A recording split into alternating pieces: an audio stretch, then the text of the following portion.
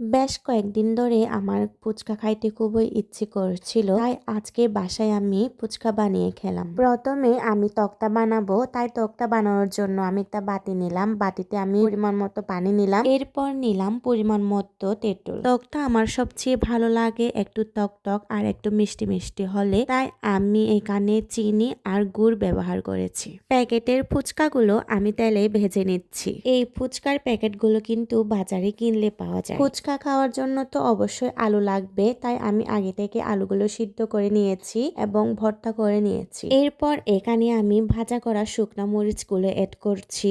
এছাড়াও আমি এখানে পরিমাণ মতো লবণ দিয়েছি আর হচ্ছে চটপটির মশলা দিয়েছি, সাথে পেঁয়াজ, গাজর আর শসা কেটে দিয়েছি। তারপর এগুলো ভালো করে মিক্স করার পর আমি উপরে ডিম দিয়েছি। এই তো আমার আলুটা রেডি করা শেষ। এখন হচ্ছে আমি ফুচকার ভিতরে এই আলু মাখাটা দিয়ে দিব।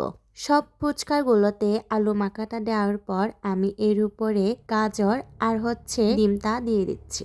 তো এই তো ফুচকার প্লেট একদম রেডি। এখন হচ্ছে খেয়ে দেখার পালা। আসলে বাজারে যে ফুচকাগুলো খোলামেলা রাস্তায় বিক্রি করা হয়, এর স্বাদটা কিন্তু অন্যরকম, আর বাসায় বানিয়ে খেলে স্বাদটা কিন্তু অন্যরকম। আমার কাছে রাস্তার ফুচকার থেকে বাসায় বানিয়ে খাওয়া ফুচকাগুলো বেশি ভালো লাগে। তো যাই হোক, কার কার বাসায় বানানো ফুচকাগুলো ভালো লাগে কমেন্ট করে জানাতে কিন্তু ভুলবেন না। আর আমার ভিডিওগুলো কেমন লাগে অবশ্যই কমেন্ট করে জানাবেন।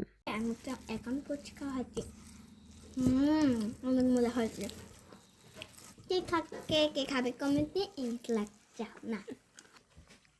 কেমন হয়েছে বলো? হ্যালো, কে বানিয়ে দিয়েছে? বড় দিদি। খাও, একটা খেয়ে দেখাও। হানু জমা দেখ আর